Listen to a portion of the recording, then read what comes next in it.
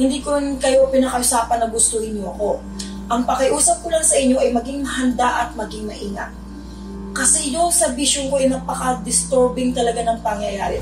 Nandoon yung mga taong ilan namatay kasi biglaan talaga.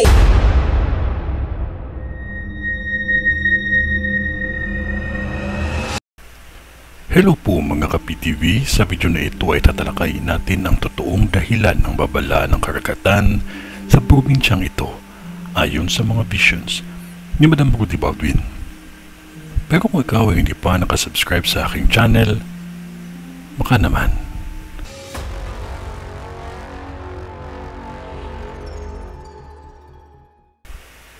Maging maingat ang lahat ng residente dito, lalo na sa mga kamag-anak ninyo at kababaihan, dahil may mga naging biktima ng panghahalay at pagkitil ng sariling buhay. 3 biktima ng panghahalay at 2 ang pagkitil ng sariling buhay. Yan ay nakikita ko na malinaw, kaya maging maingat palagi at huwag basta magtiwala kahit kanino. Bantayan natin ang mga mahal natin sa buhay upang magabayan sila at maiwasan mag-isip ng masama para sa sarili nila.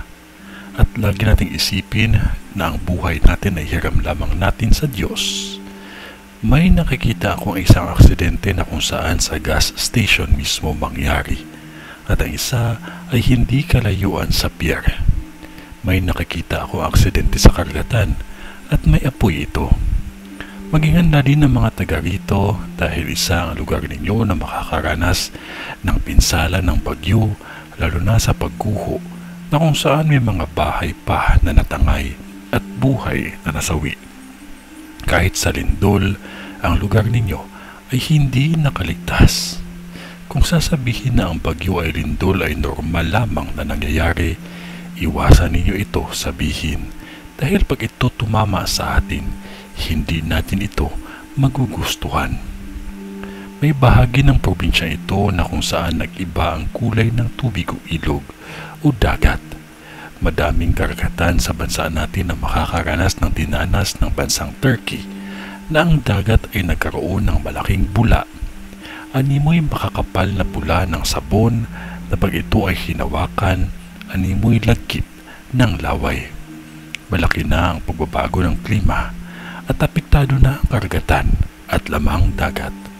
May mga lamang dagat na pakiramdam natin, isa itong biyaya dahil sa paglapit ng mga ito sa dalampasigan na buhay at sariwa. Ngunit maging handa dahil babala ito ng pagbabago ng karagatan na kung saan ang laman dagat ay hirap ng pakisamahan ng tubig sa dagat. May sunog na kung saan hindi ito kalayuan sa City Hall, at ang isa ay sa lugar ng pamilihan at malawak na apoy ito. May mga tornado din na malalaki at malalakas na mangyayari pa lamang sa lugar na ito. Maging handa at maging maingat. Ito ay ang bisyon ni Madam sa Bukidnon.